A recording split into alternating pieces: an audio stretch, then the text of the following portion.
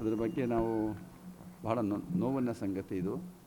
ಇವತ್ತು ಕಾಶ್ಮೀರ ನಮ್ಮ ದೇಶದ ಅವಿಭಾಜ್ಯ ಅಂಗ ಆಗಿರುವಂಥದ್ದು. ಯಾವುದೇ ಇರಲಿ, ಏನೇ ಆಗಲಿ, ಕಾಶ್ಮೀರದ ಒಂದು ಜನಗಳ ಸೋರ್ಸ್ ಏನಪ್ಪ ಅಂದರೆ ಪ್ರವಾಸಿಗರು. ಅಲ್ಲಿಗೇನಾದರೂ ಪ್ರವಾಸಿಗರು ಹೋಗದೆ ಹೋದರೆ ಬಹುತೇಕ ಅಲ್ಲಿಯ ಜನಗಳ ಜೀವನ ದುಸ್ತರ ಆಗ್ತದೆ. ನಾನು ಕೇಳಿದಾಗೆ ಅಲ್ಲಿಯ ಎಲ್ಲ ಜನಗಳು ಕೂಡ ಪ್ರವಾಸಿಗರಿಗೆ ತುಂಬ ಗೌರವ ಕೊಡ್ತಾರಲ್ಲಿ. ಪ್ರತಿಯೊಬ್ಬರು ಕೂಡ, ಅಲ್ಲಿರುವ ಮುಸಲ್ಮಾನರೇ ಆದರೂ ಕೂಡ ಪ್ರವಾಸಿಗರಿಗೆ ತುಂಬ ಗೌರವ ಕೊಡ್ತಾರೆ. ಇದು ನಡೆದಿರುವ ಘಟನೆ ಏನಪ್ಪ ಅಂದರೆ, ಆತಂಕವಾದಿಗಳು, ಟೆರರಿಸ್ಟ್ಗಳು ಅನ್ಸಲಿ ಈ ಒಂದು ಹೇಯ ಕೃತ್ಯವನ್ನು, ಅಮಾನುಷ ಕೃತ್ಯವನ್ನು ಮೆರೆದಿದ್ದಾರೆ. ಇದು ನಿಜವಾಗಲೂ ಕೂಡ ಖಂಡನೀಯವಾಗಿರುವಂಥದ್ದು.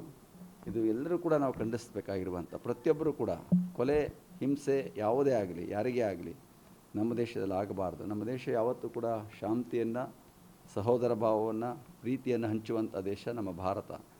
ಆ ದೃಷ್ಟಿಯಿಂದ ಈಗ ಆಗಿರುವಂಥ ಘಟನೆಯಿಂದ ಮತ್ತು ನೊಂದ ಜೀವಗಳು, ಅವರ ಕಣ್ಣೆದುರಿಗೆ ಅವರ ಮನೆಯವರು ಎಲ್ಲ ಎಷ್ಟು ನೋವು, ಅದನ್ನು ಹೇಳೋದಕ್ಕೆ ಕಷ್ಟ, ಆ ನೋವನ್ನು ಎಷ್ಟು ಅಂತೇಳಿ.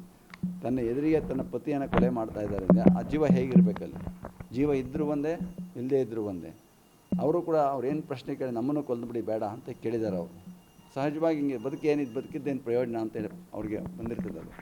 ಅದರಿಂದ ಆ ನೋವನ್ನು, ಆ ದೃಶ್ಯವನ್ನು, ಆ ವಿಚಾರವನ್ನು ಕೇಳದೆ ತುಂಬ ಕಠೋರವಾಗಿರುವಂಥದ್ದು.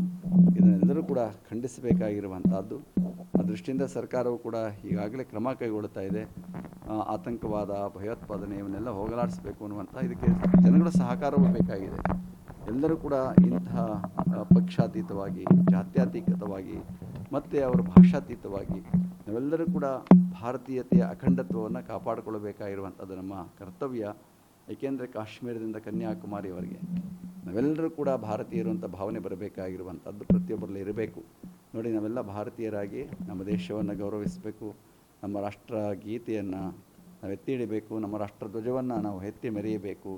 ಸಂವಿಧಾನವನ್ನು ಗೌರವಿಸಬೇಕು. ಹಾಗೆ ಅಖಂಡ ಭಾರತೀಯ ಭಾವನೆ ನಮ್ಮೆಲ್ಲರಲ್ಲೂ ಬರಬೇಕಾಗಿರುವಂಥದ್ದು. ಇಡೀ ಭಾರತದ 140-145 ಕೋಟಿ ಜನಗಳು ಕೂಡ ಇದೆಲ್ಲ ಕೂಡ ಇದನ್ನು ಖಂಡಿಸುವಂತಹ ಮನೋಭಾವ ಇಟ್ಕೊಳ್ಬೇಕು ಅಂತ ಭಾವಿಸ್ತೇನೆ ನಾನು.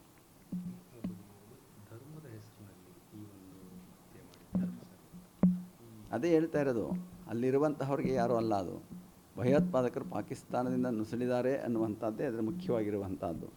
ಈ ಭಯೋತ್ಪಾದಕರ ಕೃತ್ಯ ಹೇಯವಾಗಿರುವಂಥದ್ದು, ಹೇಡಿತನವಾಗಿರುವಂಥದ್ದು. ನಮ್ಮ ಭಾರತೀಯ ಸೈನಿಕರು ಹಗಲು ರಾತ್ರಿ ಕಾಯ್ತಾ ಇದ್ದಾರೆ, ನಮ್ಮ ದೇಶವನ್ನು ಕಾಪಾಡ್ತಾ ಇದ್ದಾರೆ.